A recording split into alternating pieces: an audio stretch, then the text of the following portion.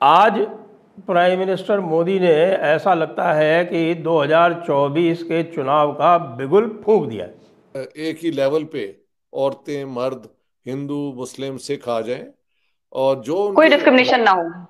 जी जी इन equality ना हो औरतों और मर्दों में और रिलीजियस ग्रुप्स में सबको एक ही जैसे राइट्स मिले और सबको एक जैसी रिस्पॉन्सिबिलिटीज हों।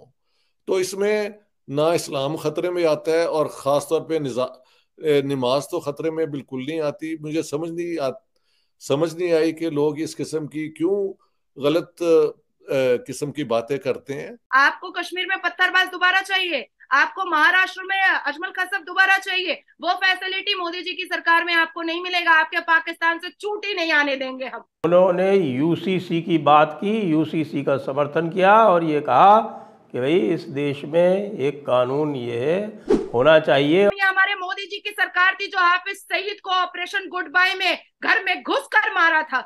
13 जमातों के हुक्मरान इत्तेहाद ने वो कर दिखाया जो वो करना चाहते थे। एक तीर से कई शिकार किए हैं। मुल्ला कहता है, मौलवी कहता है कि जेंडर इक्वालिटी नहीं होने देंगे हम, मुसलमान औरतों को अपने बराबर में आकर खड़ा नहीं होने देंगे, जबकि कुरान कहता है सूरह अल-निसा में कि जेंडर इक्वालिटी। मुसलमानों की बच्चियां भी जो हैं वो भी तो इससे प्रोटेक्ट ही होती हैं ना। अब ठान चुके हैं इस हिंदुस्तान में कि एक हिंदुस्तान होगा, एक संविधान होगा, एक भूमि होगी, एक राष्ट्र होगा और एक भारत माता होगी। प्राइम मिनिस्टर नरेंद्र मोदी ने मंगलवार को मुस्लिम समाज को लेकर कई बड़ी बातें कही। प्राइम मिनिस्टर मोदी ने ट्रिपल तलाक का जिक्र करते हुए यूनिफॉर्म सिविल कोड लाने का संकेत भी दिया। प्राइम मिनिस्टर मोदी ने आगे कहा कि एक परिवार के 2 सदस्यों के लिए अलग अलग कानून कैसे हो सकता है। उन्होंने कहा कि भारत के मुसलमान भाई बहनों को ये समझना होगा कि कौन से राजनीतिक दल उन्हें भड़काकर उनका फायदा लेने के लिए उन्हें बर्बाद कर रहे हैं। आजकल हम देख रहे हैं कि यूनिफॉर्म सिविल कोड के नाम पर लोगों को भड़काने का काम चल रहा है। एक घर में एक सदस्य के लिए एक कानून हो और दूसरे सदस्य के लिए दूसरा कानून हो तो वो घर कैसे चल पाएगा। भारत के संविधान में भी नागरिकों के समान अधिकार की बात कही गई है। ऊपर से सुप्रीम कोर्ट भी कई बार सरकार से यह कह चुका है कि यूसीसी कानून जल्द ही लाया जाए। देखिए मेरे ख्याल से, क्योंकि मैं सारी उम्र human rights, children's rights, minority rights, human rights पे काम करता रहा हूँ और पढ़ाता रहा हूँ, तो मेरे ख्याल से ये यूनिफॉर्म सिविल कोड होने का मतलब ये है कि जहाँ तक रियासत का ताल्लुक है और सिटीजन्स का, शहरियों का, तो सबका रिश्ता डायरेक्ट एक ही लेवल पे लाने का है। इसमें इक्वालिटी यानी एक ही लेवल पे औरतें मर्द हिंदू मुस्लिम सिख आ जाएं और जो कोई उनके डिस्क्रिमिनेशन ना हो। जी जी इन इक्वालिटी ना हो औरतों और मर्दों में और रिलीजियस ग्रुप्स में सबको एक ही जैसे राइट्स मिले और सबको एक जैसी रिस्पॉन्सिबिलिटीज हों। तो इसमें ना इस्लाम खतरे में आता है और ख़ास तौर पे नमाज तो खतरे में बिल्कुल नहीं आती। मुझे समझ नहीं आई कि लोग इस किस्म की क्यों गलत किस्म की बातें करते हैं। और देखें, ये सिर्फ हिंदुस्तान में नहीं हुआ बल्कि पाकिस्तान में 1962 में मुस्लिम फैमिली लॉ ऑर्डिनेंस आया था जो आज तक कायम है।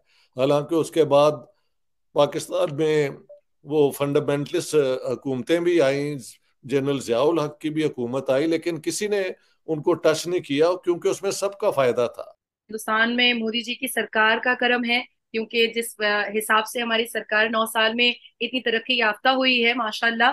हम मुसलमान औरतों को आवाज निकालने की और हम मुसलमान औरतों को अपने राइट्स को के बारे में बात करने का मौका मिला है और आज हिंदुस्तान बहुत तरक्की पर है, ये पूरी दुनिया जानती है।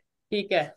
मैम, सबसे पहले तो मुझे ये बताएं, uniform civil code in India, ये बड़ी आजकल खबर चर्चा में है कि मुसलमानों को शायद इसके लिए थोड़ा सा परेशानी का सामना करना पड़ेगा, क्योंकि हाँ, अगर इस्लाम की बात करें तो वहां पे कवानीन कुछ और दिखते हैं, लेकिन दूसरी अगर चीजों की बात करें कवानीन और हैं। क्या ऐसा पॉसिबल है कि इंडिया में वन नेशन वन एक्ट यानी कि यूनिफॉर्म सिविल कोड जो है वो अप्लाई किया जा सकता है?